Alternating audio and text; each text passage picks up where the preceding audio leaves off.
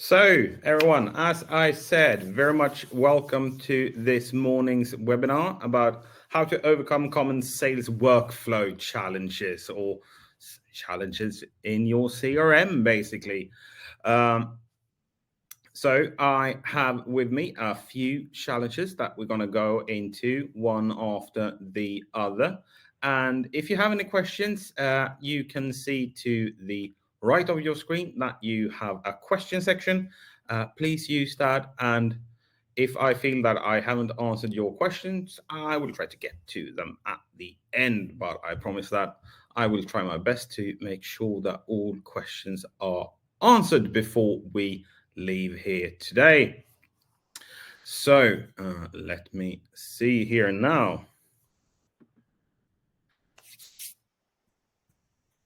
There I am. So let's get into our first challenge this morning. So yeah, the anemic pipe, probably the number one challenge for all sales organizations. Basically, we don't have a pipeline to support the sales numbers we are targeting. And this, I hear from a lot of people.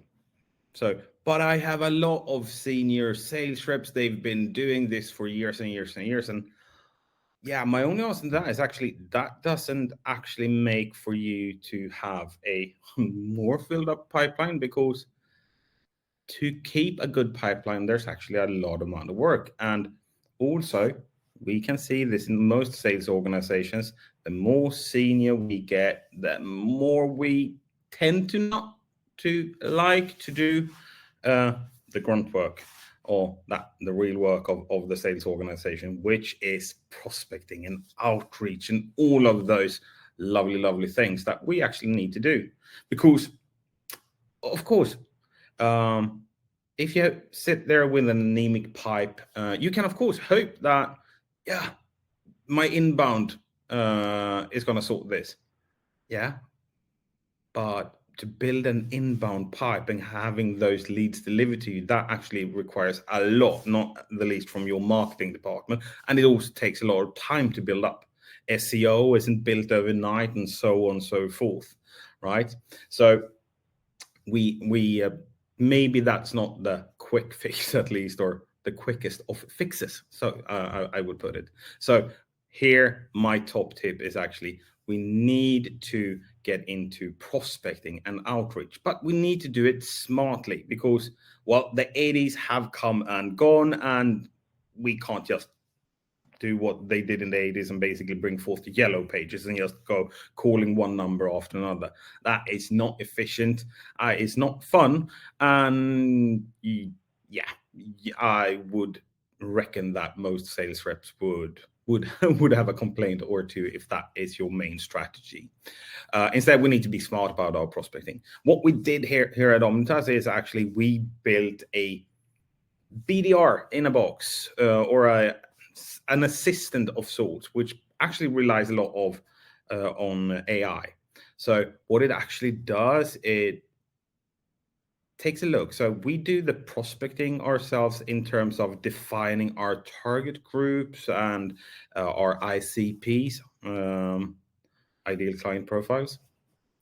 But then we feed these company leads, or these people that come out of that, to our AI, who actually goes in, takes a look at that company website, checks the numbers of that company, but also dives in to that person that we have said. So whether that's the CRO like me at the company, or if it's a CEO, or if it's a project manager, or whoever, and checks their LinkedIn profile as well, so we can see what are they posting about, what's their personal stats, so to speak.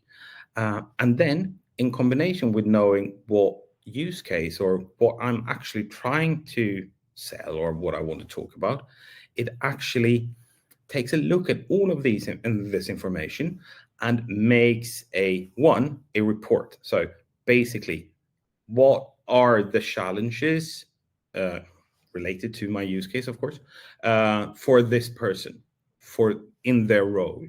in their geography, in their specific industry niche, etc., etc. So it compiles a fairly comprehensive report. So I have good material to basically, I cut down my research time, so I don't need to do all of that research into that company. So actually, the AI helps me with that. What it also does, actually, it drafts, or it creates a draft for a first outreach. So basically telling me, okay, so with all these facts, I think this is along the lines what we maybe should email this person or reach out with them to on LinkedIn and so forth. This actually saves us a huge amount of time. And it also becomes much smarter, and it's challenge-based or pain-focused selling, which is much more effective than just going, hi, I'm selling socks, want to buy some. That usually doesn't work anymore. So we need to actually make it about the prospect, what's their challenges, what's their needs, and so on.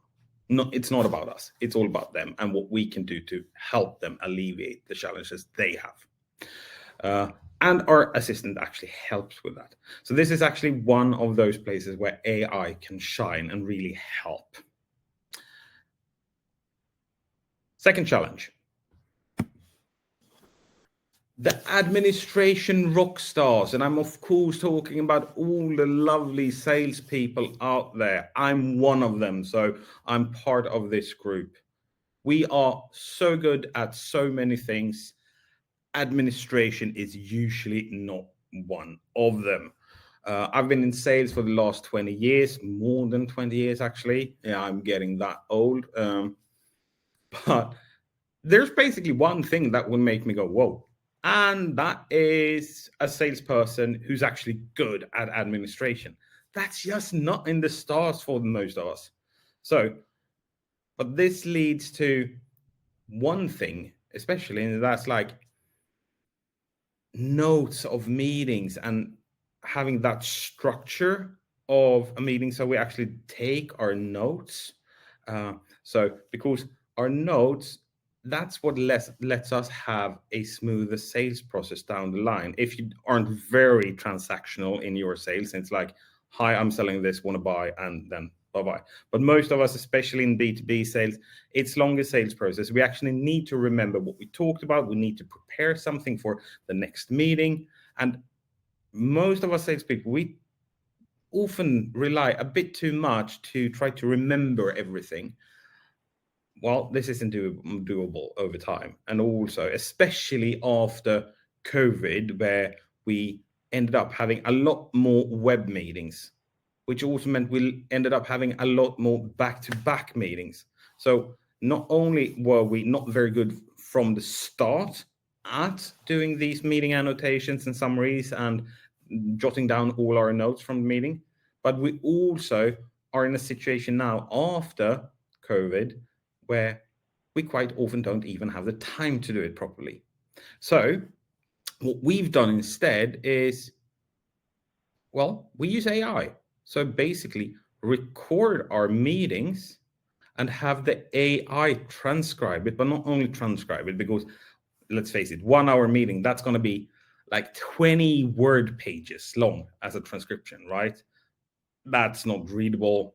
We can't have that. So instead, what we use the AI for is one of the things that AI does really, really well: summarize. So it can summarize our meeting, bring out the key takeaways and the action points, that actually create those tasks in our CRM system. So not only does it make the note, it actually creates the tasks for us.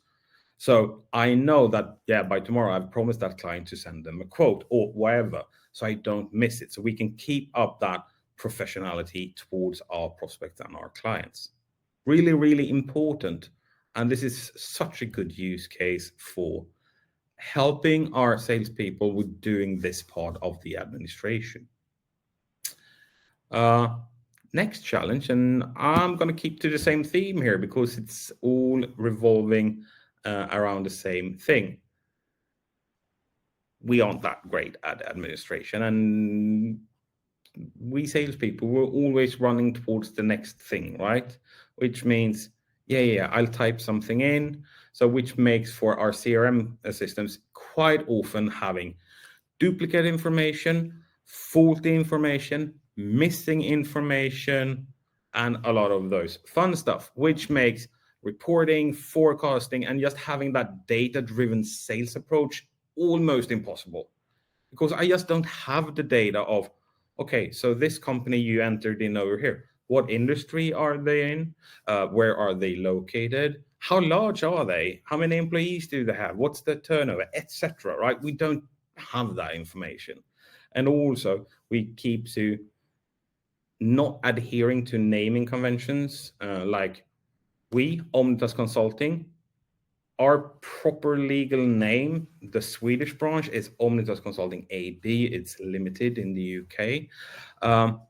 But also keeping to that legal entity name also makes it a lot easier rather than going, because then we have a structure for how we do things.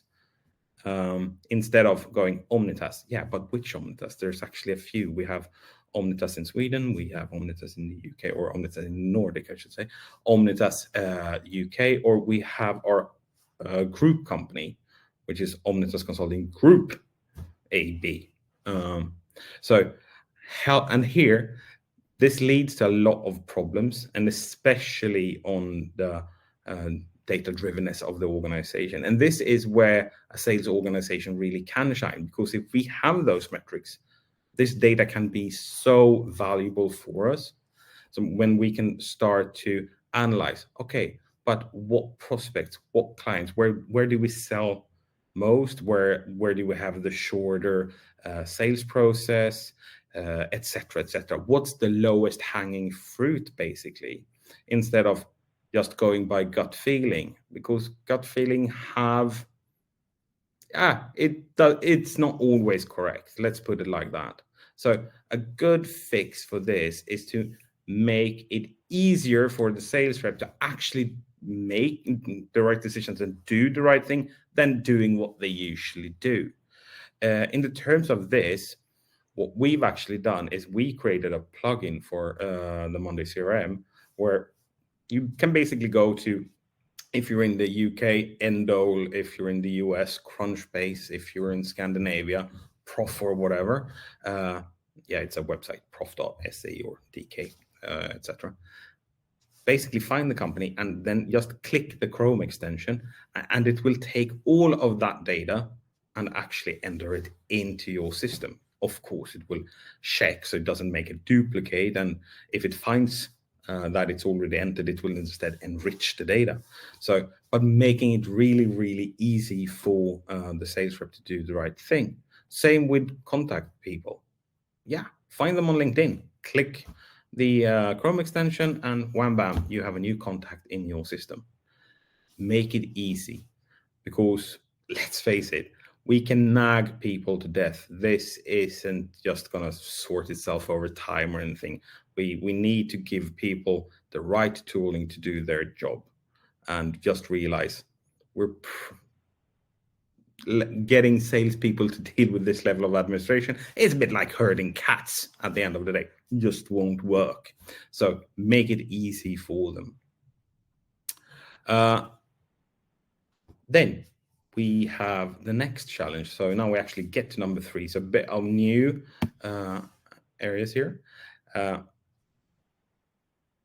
Challenge 3, hope where there is none. Yeah, I try to be funny with this one, but basically what I see when I'm out in consulting, I see a lot of hope where we shouldn't have hope. And what I mean with this is we see those opportunities that's been dragging on forever. They've been open in the system for a year or more, even though our normal sales process is maybe 1 to 3 months or something like that.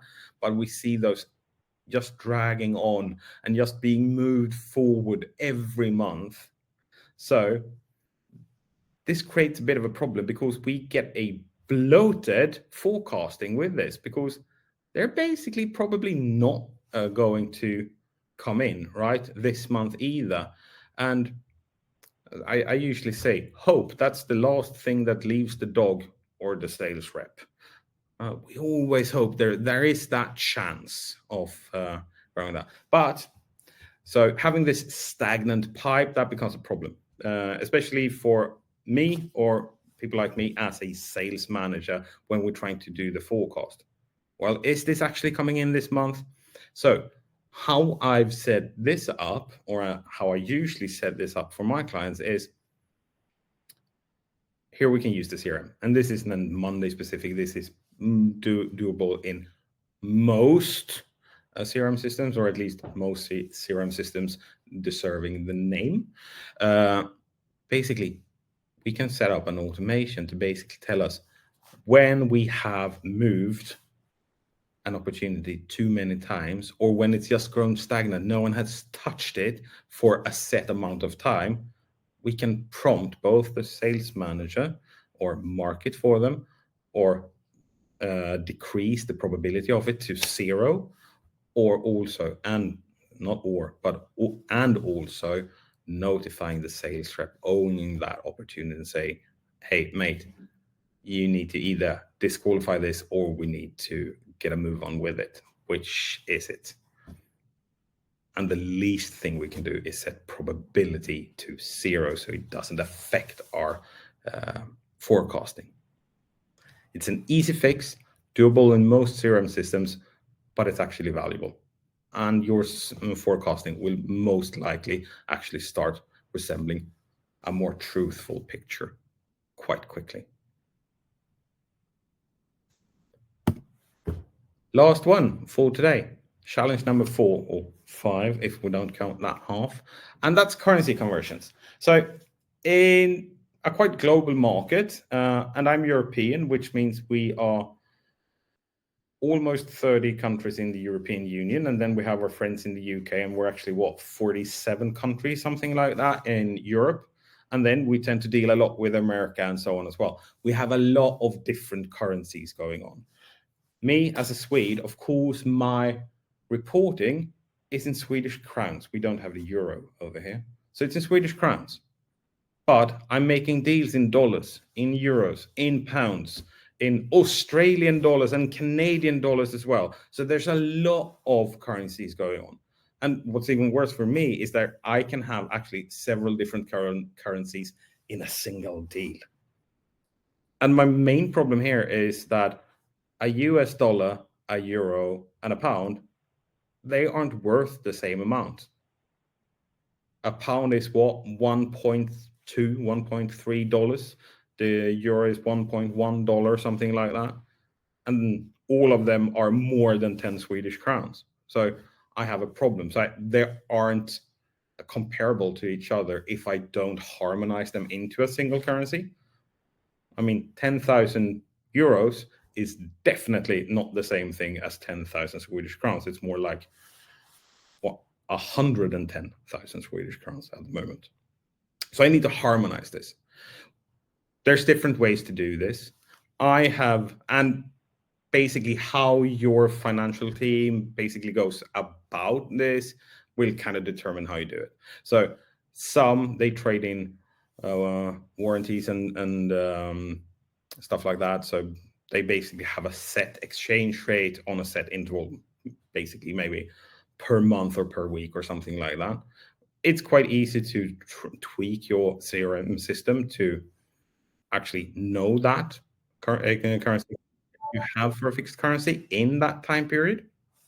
And basically, if you add something into pounds, it will know, okay, so right now we are paying 12 crowns per pound or whatever, and then actually converting everything to a harmonized currency. What I've done here at Omnitas is actually we go by live exchange rates because we don't trade in all of those things.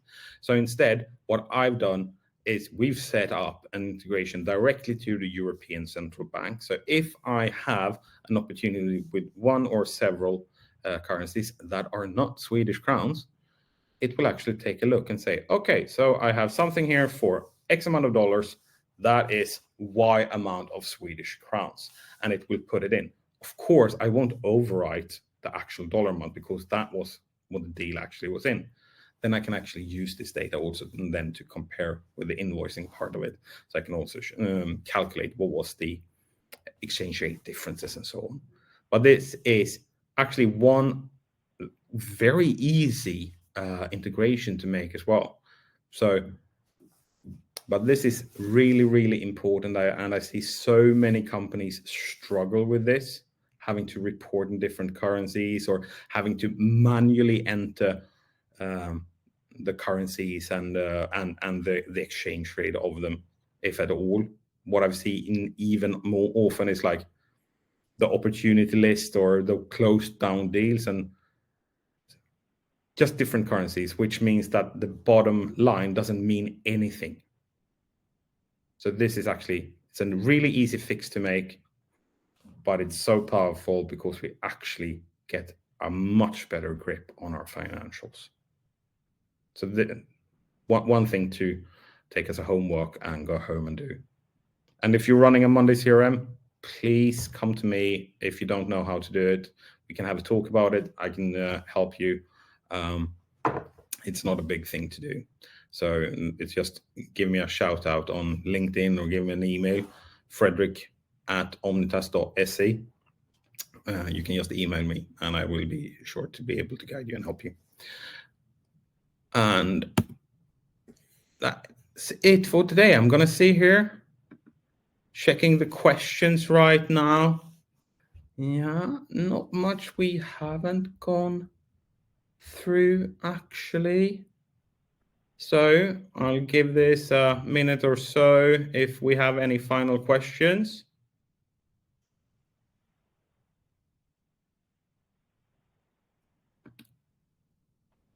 No? Okay, then. Then I'll go back to this and I'll bid you the best of Fridays, and I hope you have a great weekend, and I hope to see you next time. So if you haven't signed up to our newsletters or if you don't follow us on YouTube, please go on do that. Our newsletters are monthly. They come the last Wednesday of every month. And there you also get the compilation of what's the coming webinars or what's the webinars maybe that you missed. So you can access them from the recording. And also you get first dibs on our events. And we have a lot of events planned for the future. So make sure to sign up for the newsletter and be the first to know when something new happens. Until next time, everyone, have a great Friday. Bye.